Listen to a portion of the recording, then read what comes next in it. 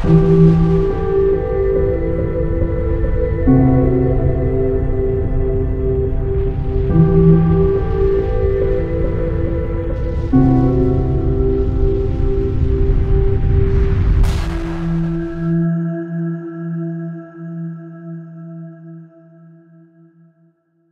les amis, jamais je n'ai eu autant de difficultés à faire une émission. Me plonger dans une enquête sur les monts Boussegui m'a apporté beaucoup de surprises, mais aussi un flot ininterrompu d'informations de nombreux et différents canaux. Donc comme au final, je ne peux continuer d'investiguer et enquêter sur toutes les pistes qui me sont proposées pour vous faire cette émission, et que vous êtes nombreux à me la réclamer, j'ai décidé de vous faire partager de suite mes premières découvertes et de faire une chronique régulière sur le sujet à chaque élément nouveau. De toute façon, j'avais de quoi faire une émission de 3 heures à 4 heures. Je pense que pas grand monde l'aurait regardé, donc il vaut mieux faire comme ça. Je voudrais préciser juste aux nouveaux abonnés de ma chaîne que c'est ma 5e émission sur le Boussegui en moins de 3 mois. Et que si vous êtes un peu perdu, il va falloir regarder les autres, car pour bien comprendre cette émission, il faut regarder les autres. Je ne peux pas répéter tout ce qui s'est dit dans les autres émissions à chaque fois. Sinon, vous risquez d'être un peu perdu. Même Eddy, mon informateur roumain, ex-militaire, qui a rencontré Gérard Desforges sur Marseille, m'encourage à sa manière en me disant « Je me demande vraiment comment tu vas faire vu la masse d'informations complexes incroyables que tu as. » Bah, c'est sympa, il dit, merci.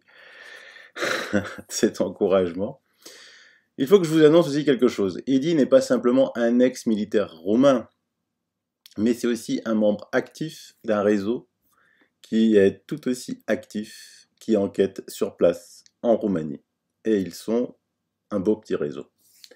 Car essayer de percer les mystères des monts Boussegui, c'est comme essayer d'enquêter sur l'affaire Roswell sans pouvoir entrer dans la zone 51, essayer de découvrir comment les pyramides d'Égypte ont été construites sans pouvoir visiter les accès interdits au public, ou d'essayer de savoir ce que se cache comme livre dans la bibliothèque secrète du Vatican sans y avoir accès. Mais la différence, c'est que l'on peut plus facilement enquêter sur place autour du mont Boussegui, surtout grâce au réseau constitué là-bas et dont Eddy est un membre très actif.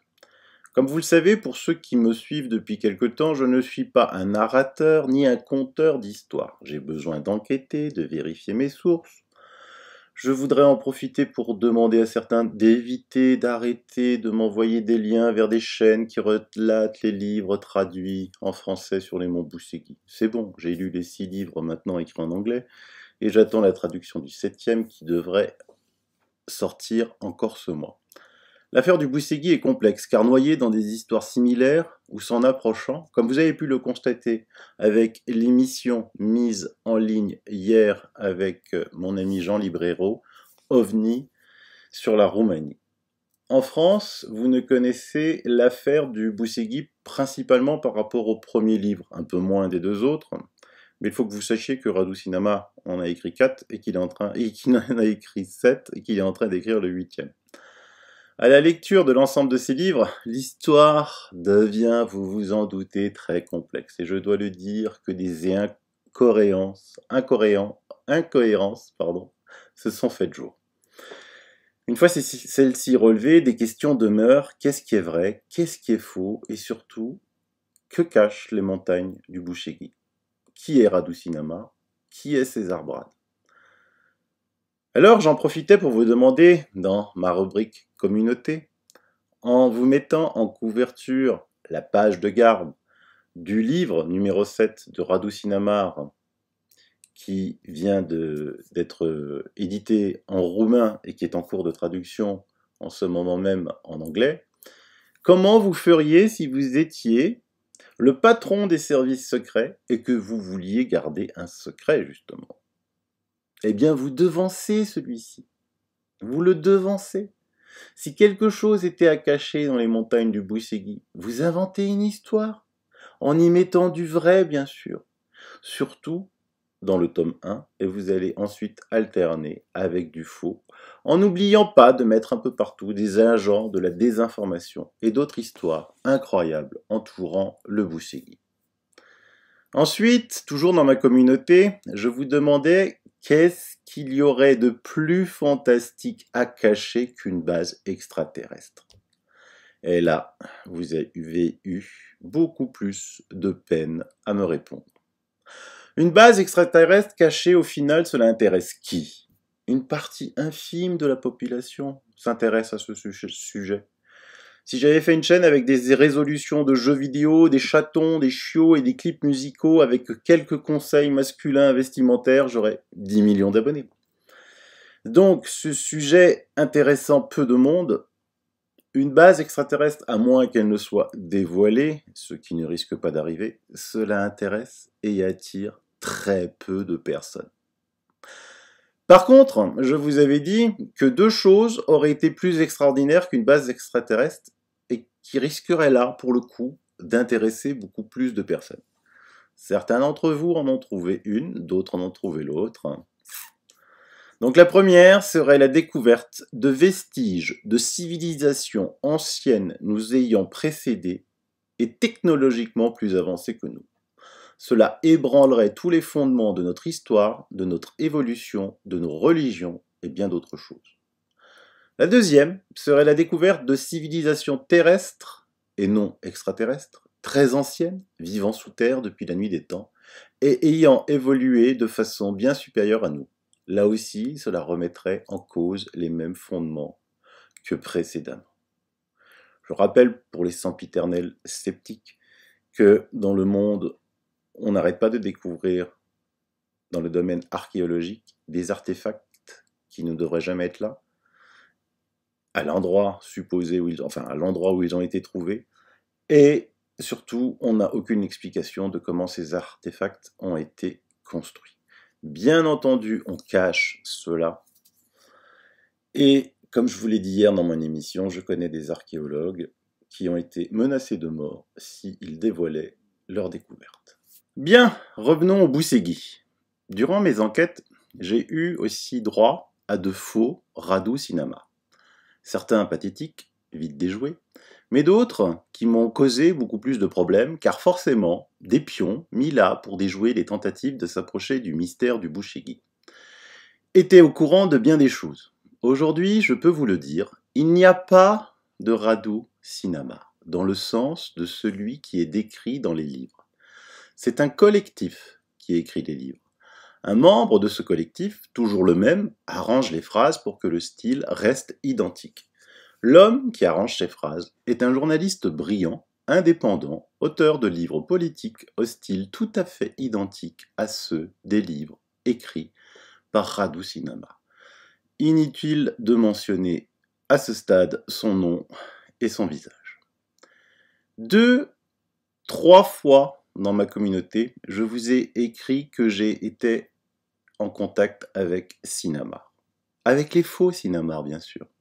Il était important que ces derniers, dont je savais qu'ils me lisaient, pensent que j'avais mordu à leur hameçon. Cela les incitait à répondre à de plus en plus de mes questions. Cela me permettait ainsi de gagner du temps. Quand ils validaient par exemple une découverte, quand ils me disaient de continuer d'enquêter dessus, j'arrêtais. Quand ils me disaient que c'était fake, j'enquêtais. Il était très important qu'ils pensent que j'avais mordu à leur hameçon. Je suis désolé pour eux quand ils vont découvrir cette émission. Il y a ceux qui croient à tout ce qui est écrit dans les livres de Radu Sinama, ceux qui pensent que seules quelques vérités y sont placées, et enfin ceux qui pensent que tout est faux. Je rappelle néanmoins à ces derniers qu'il y a deux éléments qui sont tout à fait vrais, ne serait-ce que déjà après la sortie du premier livre. Le premier élément est qu'il y a un nom qui n'est pas caché dans le livre, celui d'Archeniboca, qui est considéré comme le père spirituel de la Roumanie. On ne peut se permettre de relater des propos d'une telle personnalité si celle-ci ne les a pas dites. Imaginez un auteur écrivant une fiction faisant parler en Italie, par exemple, Padre Pio, on retrouverait très vite des kilomètres de démentis pour dénoncer l'imposture. Rien de tel n'est arrivé en Roumanie concernant ce qu'a dit Arsénie Boca dans les livres de Radu Sinamar. Or, Arsénie Boca a dit en résumé qu'un très grand mystère se cachait dans les montagnes du Bouchegui et que ce mystère serait révélé. J'espère qu'il avait raison. L'autre élément est la divulgation du département 0, cette unité d'élite paranormale des services secrets roumains que nul ne connaissait avant la sortie du premier livre en roumain et qui a été confirmé après la sortie de celui-ci. Nous savons aussi tout ce que nous avons appris dans les dernières émissions. Je résume très vite. La base secrète transformée en base sportive, ce complexe bien étrange où très peu de sportifs viennent s'entraîner. Les militaires qui patrouillent, qui sortent et qui disparaissent comme par enchantement. Ces grottes où des personnes rentrent et ne ressortent pas.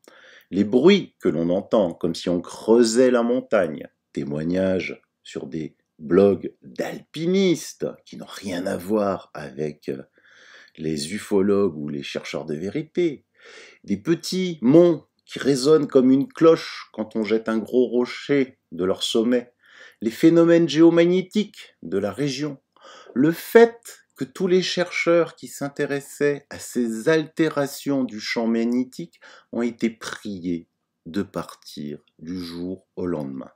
L'eau de Roumanie, avec une composition unique au monde, contenant de l'argent et de l'or. Ces deux chercheurs allemands qui, avec leur guide roumain, avaient découvert un temple. Je n'ai hélas pas pu encore retrouver ces chercheurs allemands malgré mes efforts. Et Eddy n'a pas pu retrouver encore le guide roumain qui les accompagnait.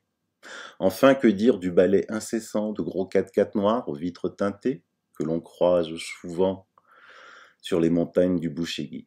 Et que dire de cet hélicoptère israélien écrasé? J'en oublie, mais il suffit de revoir mes précédentes émissions pour en arriver à la conclusion qu'il est certain que quelque chose est caché dans ces montagnes.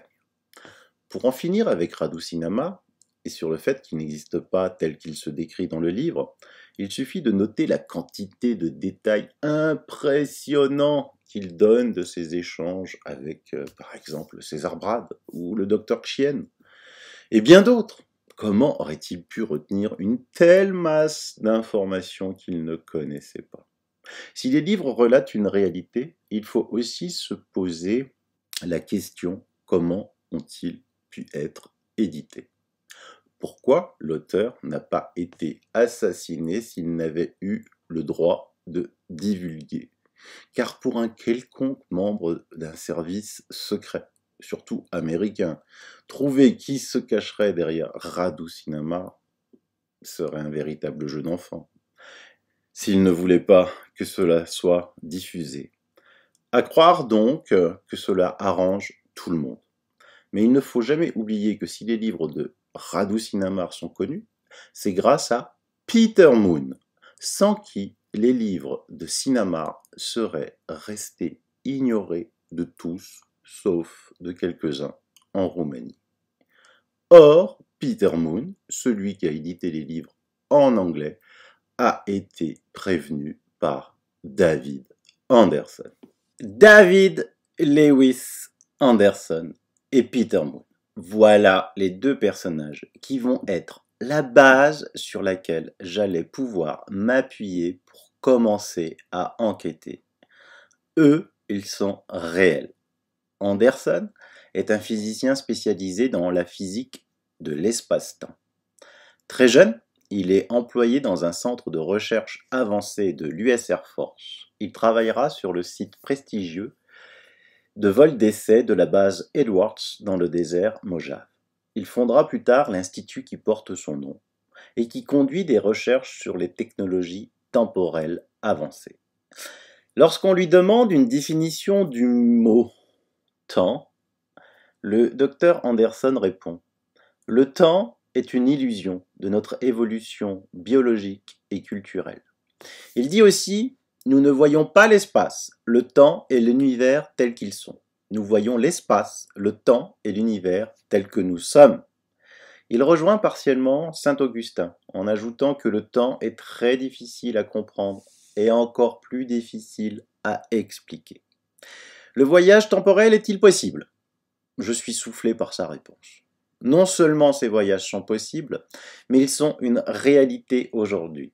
Il y a en ce moment 6 pays très impliqués dans la recherche sur le voyage dans le temps. Le docteur Anderson préfère utiliser le terme « contrôle du temps ». Ces 6 pays sont les États-Unis, la Russie, le Japon, l'Inde et la Chine. Il n'en mentionne que 5 des 6. Il ne mentionne pas le 6e. Mais il y a fort à parier que, s'il ne le mentionne pas, cela puisse être la Roumanie. Ce serait l'Inde, selon lui, qui aurait le plus de capacité. Son aptitude à maîtriser le temps est 10 fois plus avancée que celle des autres pays. Il confirme que de l'information a été envoyée dans le passé, en esquivant poliment la réponse quand on lui demande si des personnes ont aussi été envoyées dans le passé. Ce geste d'esquive peut s'interpréter comme une affirmation silencieuse ou bien comme une indication que la technologie pour y parvenir existe, mais n'a pas encore été utilisée. En d'autres termes, le voyage temporel est là, ni hier, ni demain, mais maintenant. Pour ceux qui penseraient que ce que je raconte c'est de la science-fiction, d'abord c'est un physicien, d'accord? C'est pas Sylvain Autrotat qui le dit. Ensuite, en France, vous avez des personnes qui sont très avancées sur le sujet. Je vous mets dans les liens une vidéo d'une conférence qu'a donnée Alain Caunes. Alain Caunes est un mathématicien français qui a révolutionné la théorie des algèbres de von Neumann, qui a résolu la plupart des problèmes posés dans ce domaine et qui a reçu la médaille Fields en 1982, c'est-à-dire la plus haute distinction qui puisse exister dans le monde des mathématiques.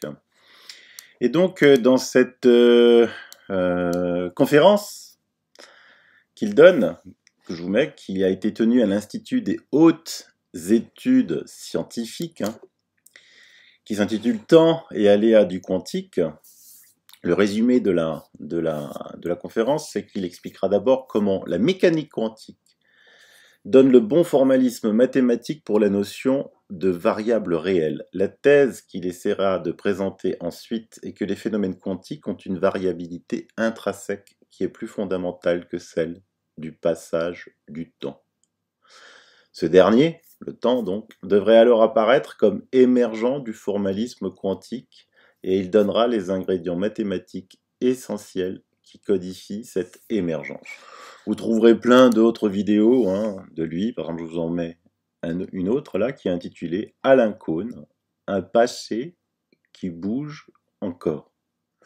On reviendra peut-être un peu sur ces sujets dans une émission, certains m'ont demandé aussi sur l'effet Mandela. Mais voilà, l'effet Mandela, si on peut bouger des informations du passé, vous avez la réponse sur votre effet Mandela. C'est pas Sylvain Autrotat qui le dit, c'est des physiciens, c'est des mathématiciens de haut niveau. C'est pas de la science-fiction. Mais en plus, quand on connaît le lien qui existe entre la maîtrise du contrôle du temps et l'énergie libre, et que l'on connaît les avancées, certes, ne pouvant être mises en avant par l'Inde dans le domaine de l'énergie libre, et vous tapez dans votre moteur de recherche favori Inde, énergie libre, vous allez voir, vous allez être surpris.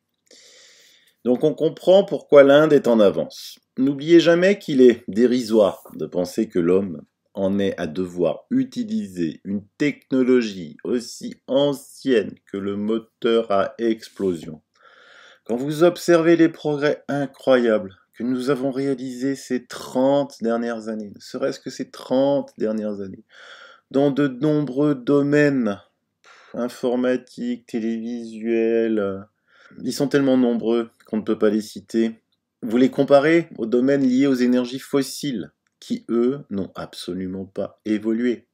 Il est évident que l'on nous empêche, l'accès à l'énergie libre, car elle mettrait à genoux toutes les économies mondiales qui sont basées sur la perception de taxes colossales sur ces énergies fossiles. Sans parler bien sûr de la ruine de pays aujourd'hui prospères grâce au pétrole et au gaz. Rappelez-vous Nikola Tesla, qui voulait offrir l'électricité gratuite à tous. La première réaction de son employé de l'époque, George Westinghouse, a été de lui demander « Mais comment je vais faire pour facturer, moi ?» Rappelez-vous que lorsque les Roumains avaient eu l'intention de dévoiler au monde ce qui se cache dans les montagnes du Boussegui, ils ont eu droit à un embargo financier global de 48 heures qui les a mis à genoux.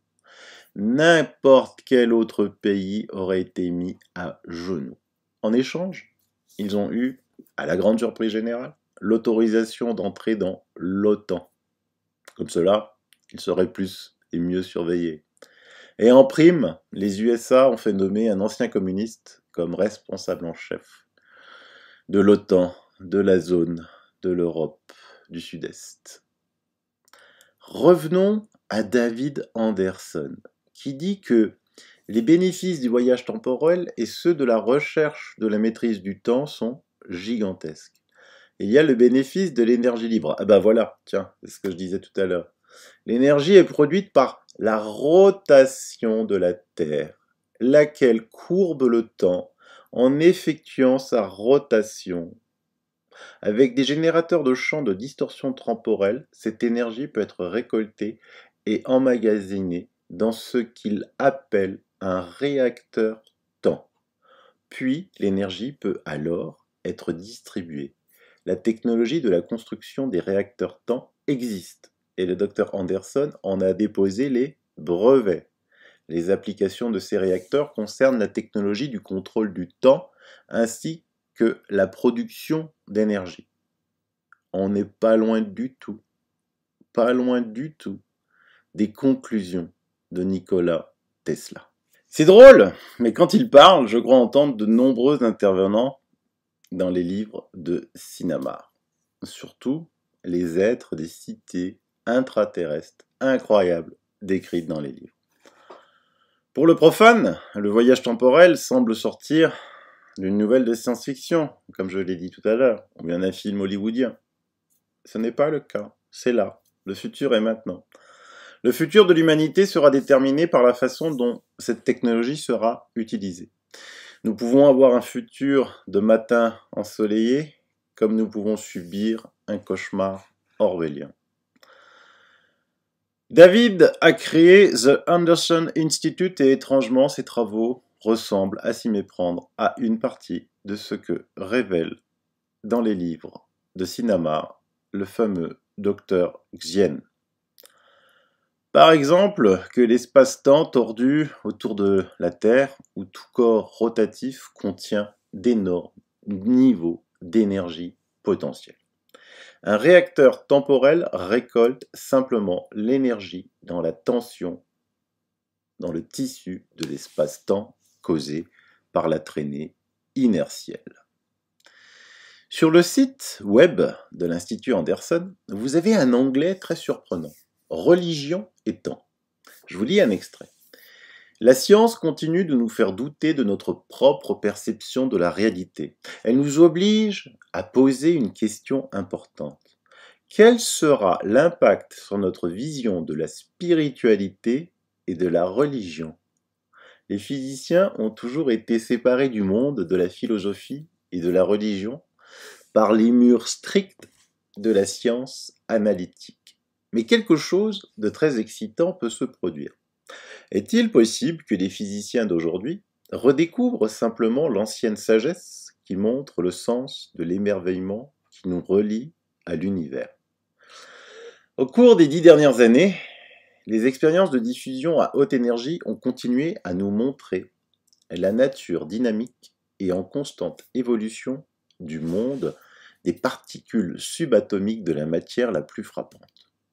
Utiliser des accélérateurs de particules et des supercollisionneurs, qui sont d'énormes machines circulaires, avec des circonférences de plusieurs kilomètres, les protons sont accélérés à des vitesses proches de la vitesse de la lumière et sont ensuite mis en collision avec d'autres protons ou des neutrons.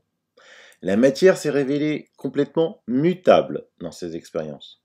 Toutes les particules peuvent être transmutées en d'autres particules. La matière peut être créée à partir d'énergie et elle peut disparaître en énergie. Un scientifique en avance sur son temps dans ce domaine est Mihai Drăgănescu de Bucarest. De l'avis du docteur Drăgănescu, les concepts classiques tels que les particules élémentaires, l'espace, le temps, la substance matérielle ou les objets isolés ont perdu leur sens. Au lieu de cela, il voit un univers et une réalité dont le tissu est uniquement tissé d'informations et d'énergie. Tiens, le docteur Anderson, qui est lié à Peter Moon et donc l'éditeur des livres de Radu Sinamar, cite en exemple un scientifique roumain. Sachez aussi que David Lewis Anderson a créé une fondation pour ne laisser aucun enfant sans espoir qui se nomme World Genesis Foundation. Ai-je besoin de vous traduire? Fondation de la genèse du monde. Comme c'est curieux. Allez, juste comme ça, en cadeau, la couverture du livre numéro 6 de Radu Sinamar, déjà sorti en anglais, et qui s'intitule Genèse oubliée. Décidément, que d'analogies. Mais encore plus surprenant, David Lewis Anderson a ensuite totalement disparu. À un moment même, y compris son site internet, sa page Facebook, etc., comme s'il n'avait jamais existé. Puis c'est revenu partiellement. Et c'est, tiens, Peter Moon lui-même qui en a redonné des nouvelles. L'éditeur de Radu Sinamar en anglais. Dans un blog consacré à David Anderson, où l'on discutait sur lui et on s'inquiétait surtout de sa disparition. C'est Peter Moon, en personne, qui vient commenter en donnant des nouvelles. Je vous lis son commentaire. Le docteur David Anderson est bel et bien vivant. Ma dernière communication avec lui provenait de l'Inde. Tiens, encore l'Inde. Où se trouvent les plus grandes installations de contrôle du temps au monde. Ils sont près des collines d'Iggy. David s'est isolé pour plusieurs raisons. D'abord et avant tout, des percées incroyables dans ses recherches ont retenu toute son attention. Il est également vrai que ses partenaires, deux en particulier, n'étaient pas favorables à ce qu'il dévoile la vidéo démonstration de sa chambre de contrôle du temps. Nous étions une vingtaine d'entre nous qui en avons vu une première version sur bande vidéo le 10 avril 2010. J'ai filmé une grande partie de la présentation, mais je n'ai pas été autorisé à filmer la chambre du temps qui était montrée sur vidéo. La réaction humaine à ces connaissances est également une autre raison pour laquelle l'humanité n'a pas reçu d'autres indices. Je fais un voyage annuel en Roumanie, où je le vois parfois. J'espère également faire un voyage en Inde au cours des 2 prochaines années. Il n'est plus président du WGF, sa fondation, à cause de sa charge de travail. Il est toujours impliqué, cependant, dans le fond, car il est une source de financement importante pour sa fondation. Tiens, encore la Roumanie et l'Inde aussi. Rappelez-vous 2 choses. Le tunnel menant au Tibet et l'affaire Roro. Oui, l'affaire Roro que je vous ai, qu'il y a dans ma chaîne. Regardez bien cette émission. Je n'ai pas trouvé grand-chose sur les travaux de Mihai Drăgănescu, mis à part qu'il a conçu une nouvelle théorie de l'information sur la base structuro-phénoménologique et les éléments conceptuels concernant la société de l'information en Roumanie. Il est considéré comme le leader de l'informatique roumaine.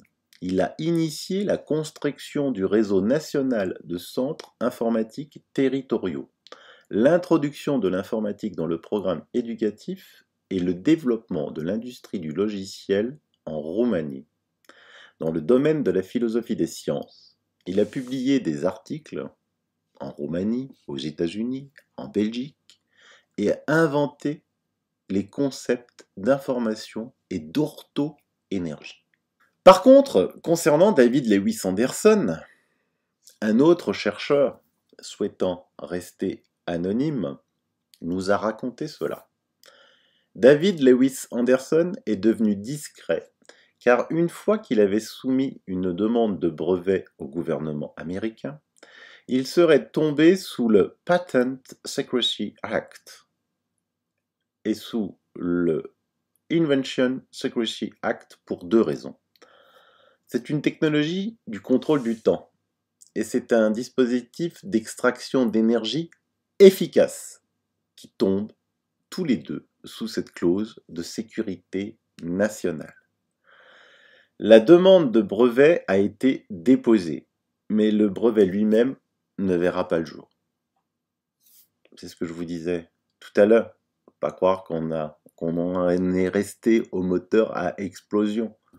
Il y a plein de brevets d'énergie libre qui ont été déposés dans le monde. Soit ils ont été rachetés à coups de milliards par les industries du pétrole, soit l'inventeur a disparu. David avait suffisamment de prévoyance pour mettre en ligne l'application, sachant probablement qu'elle serait enterrée.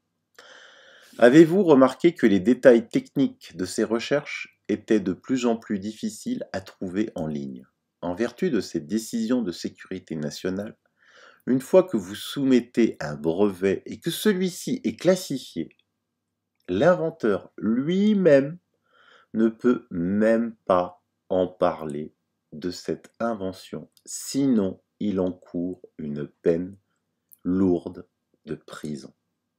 Vous voyez comment le système tient le système?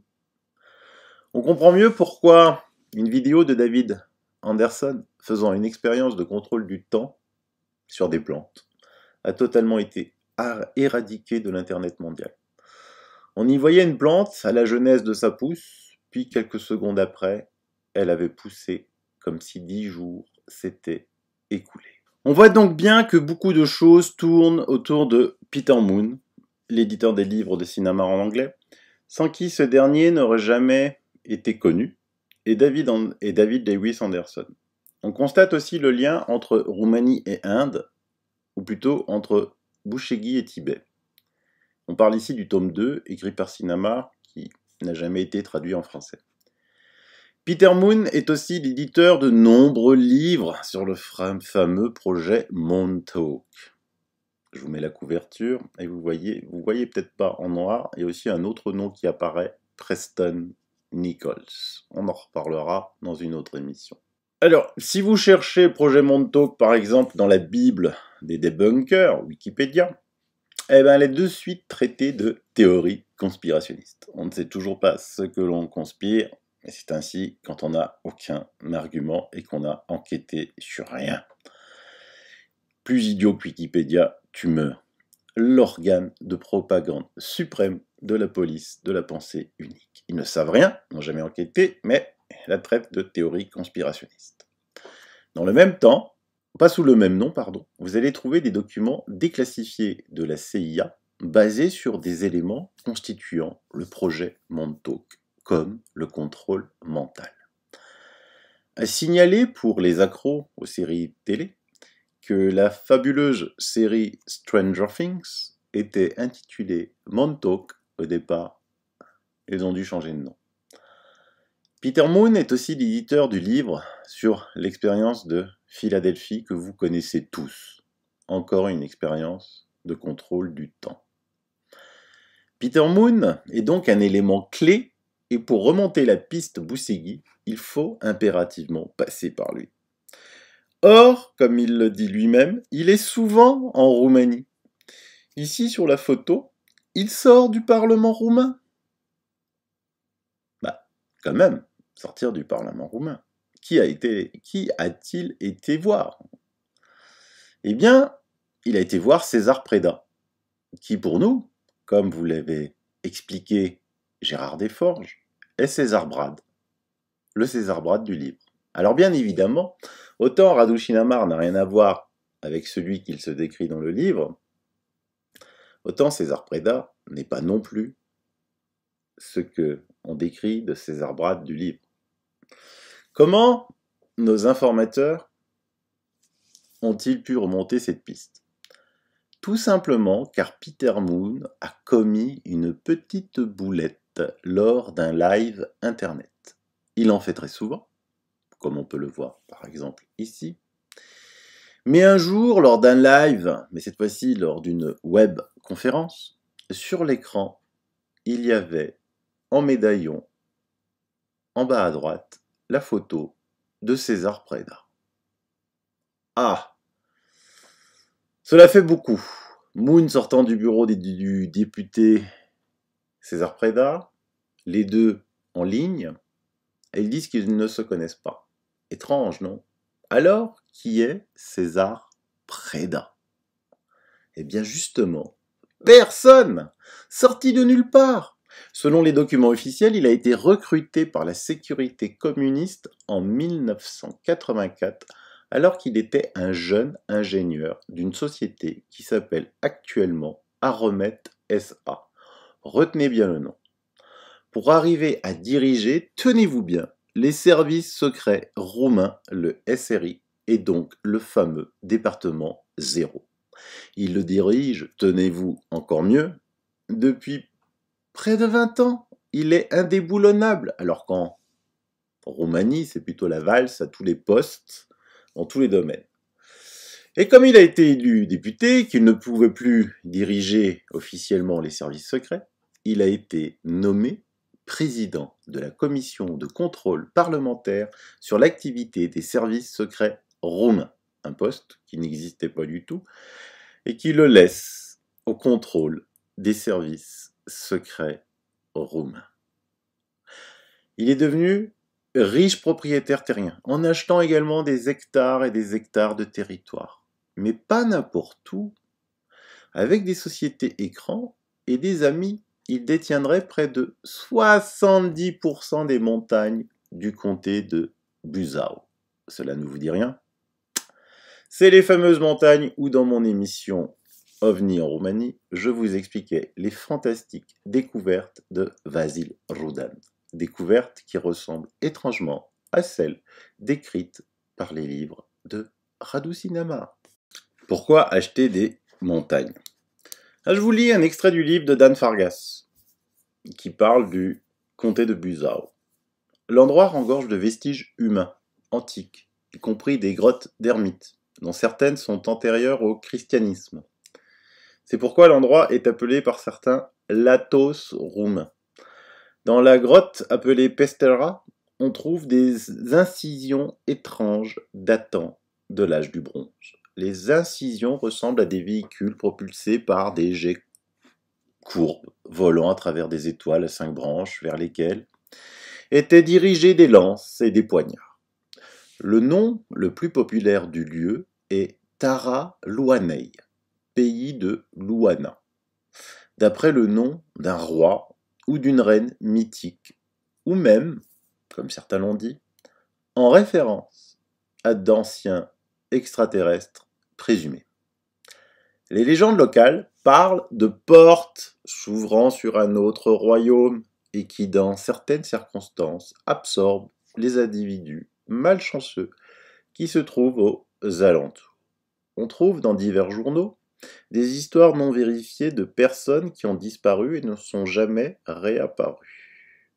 Et d'autres personnes qui ont disparu d'un endroit et sont réapparues à un autre après un certain temps, sans qu'aucun souvenir de ce qui s'était passé.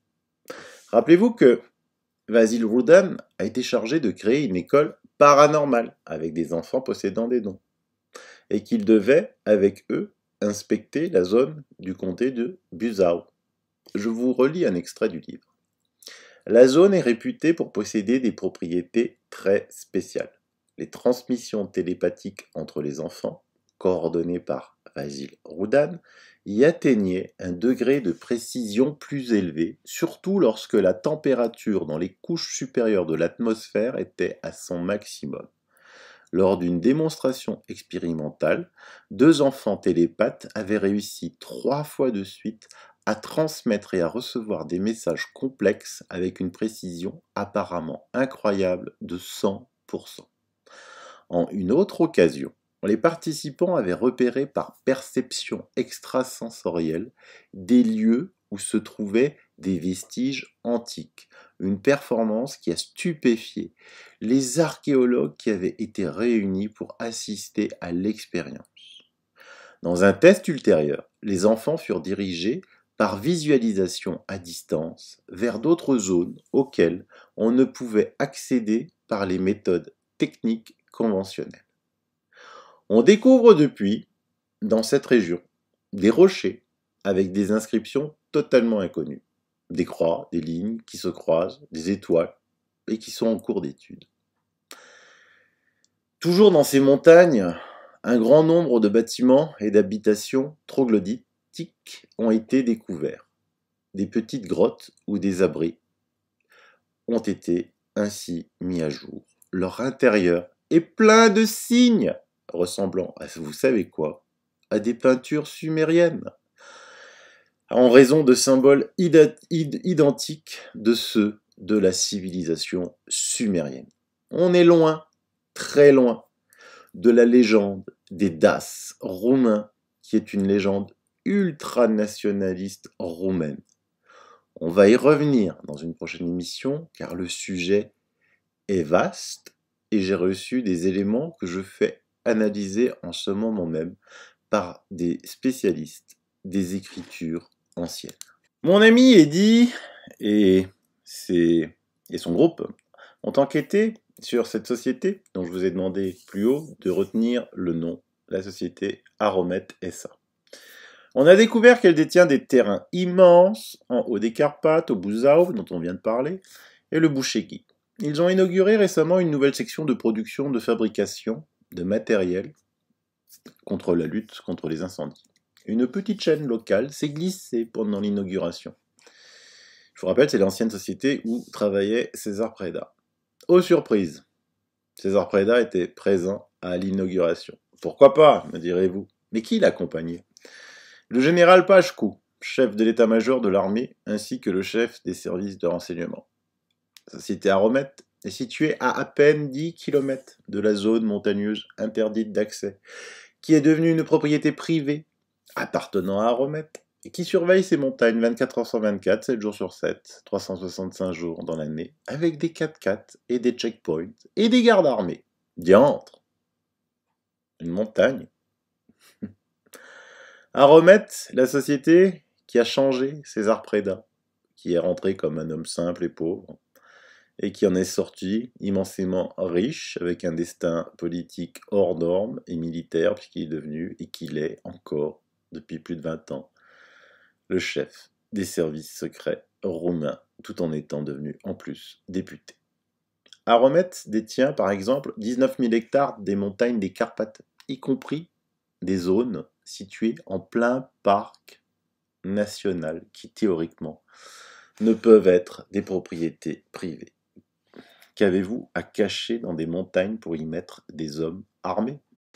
Donc, pour faire un premier point, nous avons un homme, César Preda, issu de nulle part, qui devient le patron éternel des services secrets roumains, ce qui est impossible dans n'importe quel autre pays du monde, sauf à avoir la main mise sur tout le monde.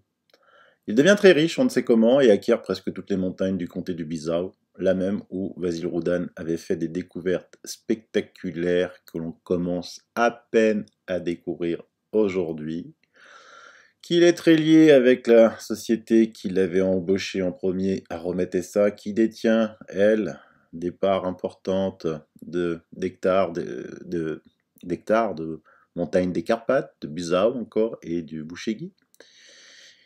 Dans le même temps, on découvre que César Preda est en relation avec Peter Moon, l'éditeur des livres de cinéma. Cela fait beaucoup, beaucoup, beaucoup. Mais il y a 2 clans en Roumanie. Que cela soit dans les services secrets et dans tous les rouages du pays qui se livrent une guerre assez incroyable. D'un côté, vous avez les ultranationalistes qui pensent que la culture roumaine est très ancienne et issue des anciens Daces très puissants, dont pour eux, certains auraient évolué dans l'intra-terre pour donner une civilisation très avancée. Et de l'autre, ceux qui pensent plutôt à une piste exogène de la Roumanie, très proche des anciens Sumériens, avec une intra-terre peuplée d'hyperboréens. On a depuis la fin de l'année dernière la visualisation de la lutte que se livrent ces factions avec l'arrestation surprise de généraux, de responsables politiques sous un argument assez étrange, je dois l'avouer. C'est par une enquête diligentée par César Preda contre des membres du SRI, la faction ultranationaliste, qui ont été surpris en réunion consommant, tenez-vous bien, de l'ayahuasca. Sur la photo, il s'agit du lieutenant-général 3 étoiles Gabriel Cretu, bien entendu membre du SRI. Il a été surpris chez Gelou Oltean, ancien chef des espions de l'intérieur. Attention, sur la photo, c'est la traduction automatique Google du roumain, pas toujours fameuse. Vous voyez que l'article est récent car il date du 20 décembre 2019. Vous comprenez une des raisons pour laquelle, depuis ma dernière émission datant du 31 décembre sur le Bouchegui, j'ai mis du temps à faire la suivante car cette affaire est ô combien liée au mystère des montagnes du Bouchegui. En plus, ce joli monde a été surpris en compagnie d'un chaman anglais, Thomas Leishman, qui n'est rien d'autre qu'un ancien espion du MI6 anglais.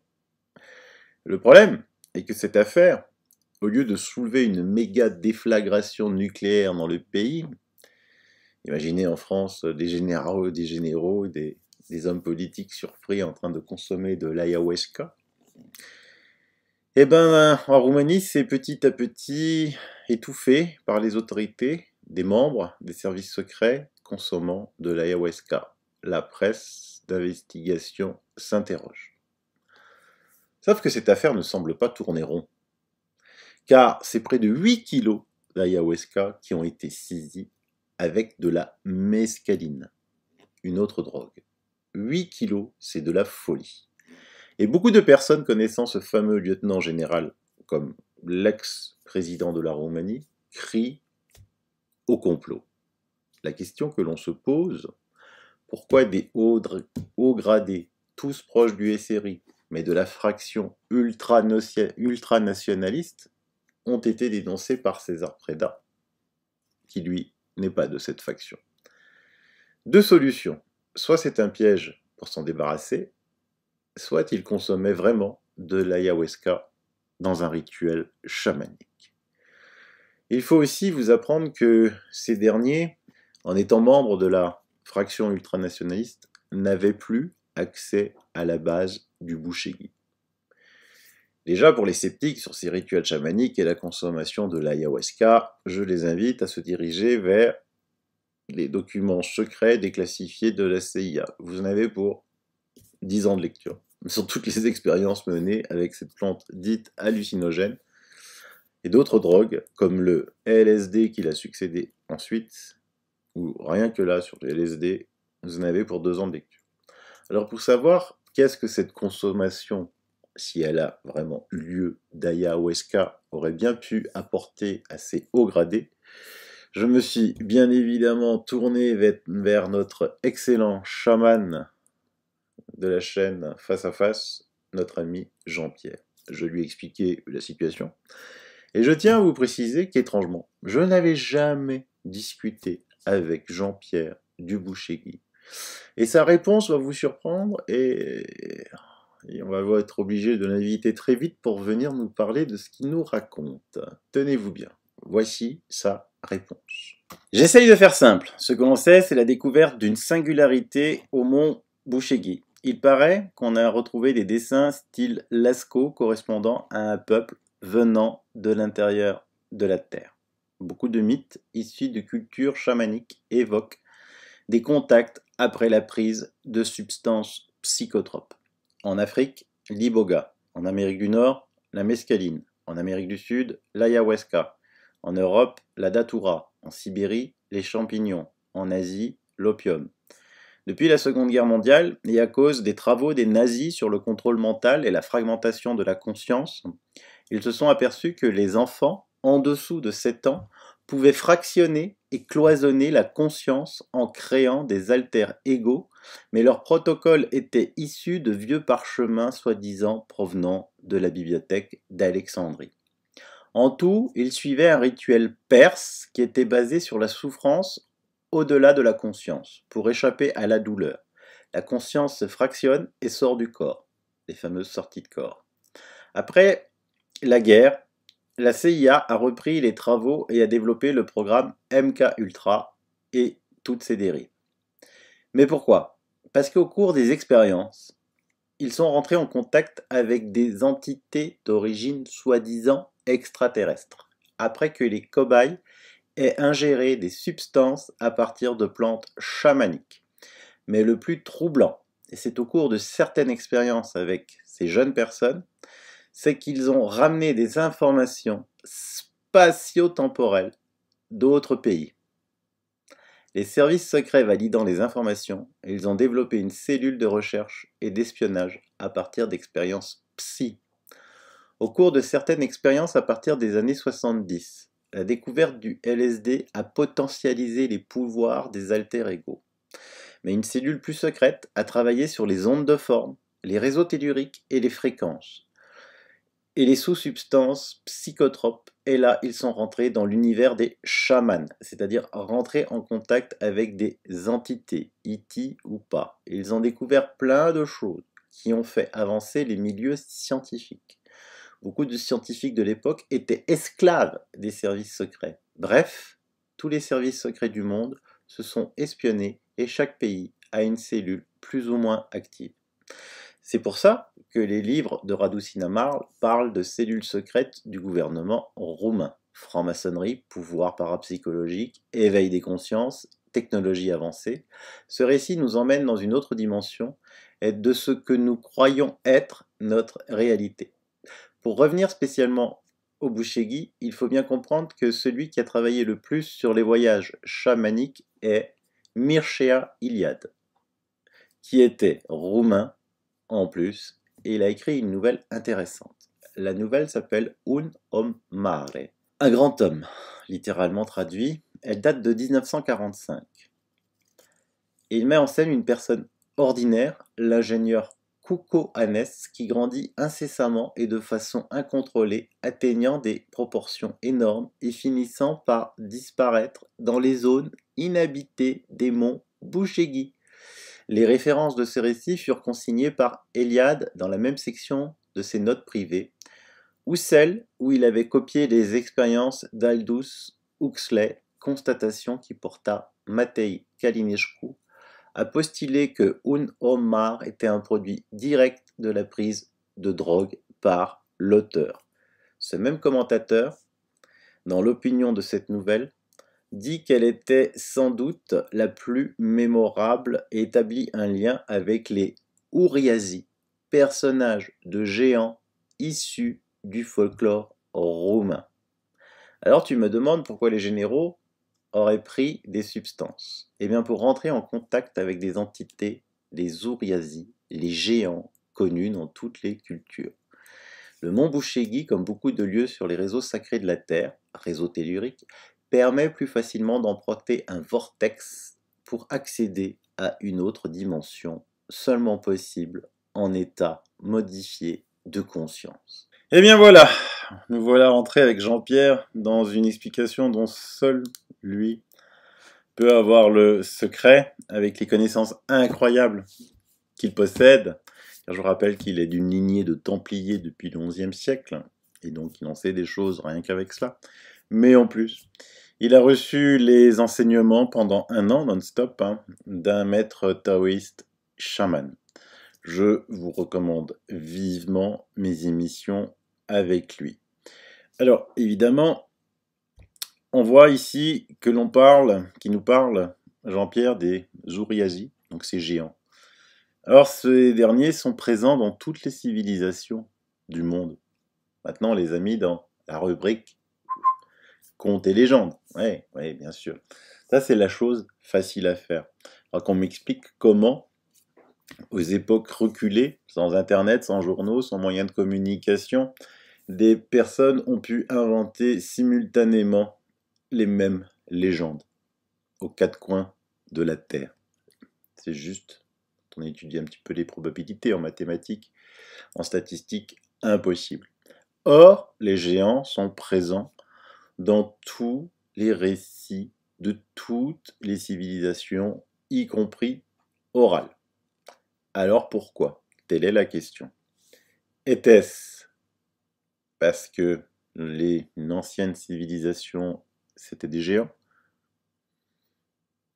Était-ce à cause, comme pourrait le laisser penser, les livres de cinéma, vous savez, c'est cette salle de projection avec les tables qui sont à plus de 2 mètres, donc s'il a supposé aussi que c'est des géants qui l'ont construit, c'est rien de tout ça. Ni des extraterrestres, ni des géants tels que l'on conçoit, c'est bien autre chose, mais c'est trop complexe à expliquer. Et il me faudra mon ami Jean-Pierre pour vous expliquer tout cela, parce que de toute façon, juste tout ce qu'il nous a dit, on l'invitera précisément sur le sujet. Et bien d'autres, parce que ce garçon peut parler de bien d'autres choses. Donc on y reviendra, mais gardez, parce que ça fait... on construit petit à petit des éléments pour bien comprendre ce qui se passe dans ce monde Boussegui.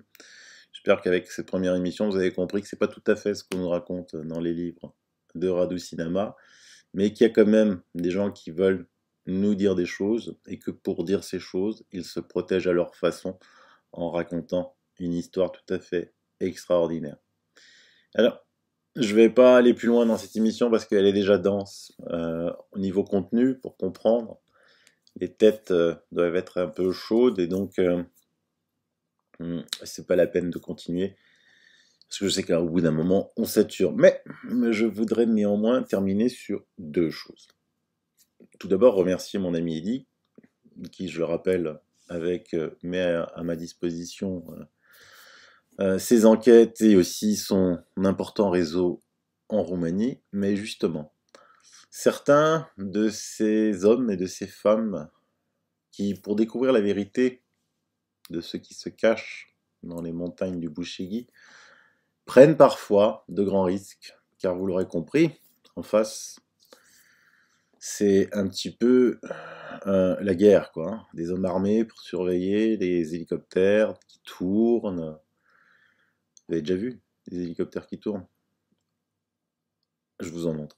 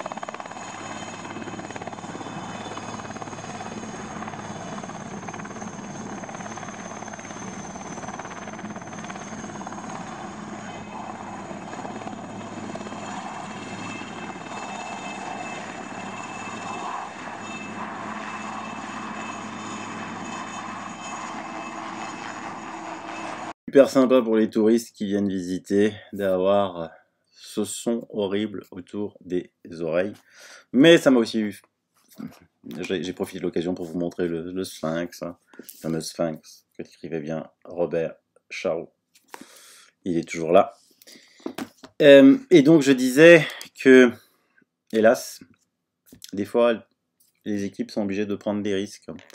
Et on reçoit des fois de tristes nouvelles, comme celle-ci, qui annonce qu'un homme habitant à Bouchteni, qui est au pied du plateau du Bouchigui, où il y a la base, a été retrouvé mort en haut de la montagne.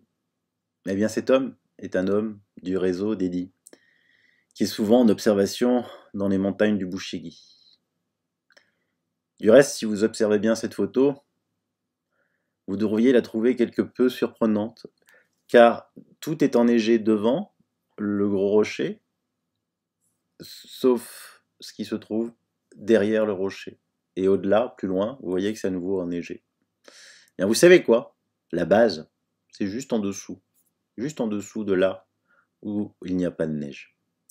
Et un peu plus bas, derrière le caméraman qui filme à 3-4 km, se trouve la base sportive. Voilà, un des nôtres, parti filmer, n'est pas revenu. Cette émission lui est totalement dédiée. Je sais que ça leur fera plaisir. Enfin, pour conclure, je vous laisse avec néanmoins l'approche de la prochaine émission et une photographie qui a été très difficile et complexe à prendre. Eddie qui l'a pris et qui prend des risques nous est heureusement revenu. Et donc, je vous laisse avec cette photo jusqu'à la prochaine émission. À bientôt. Bis. Bye bye.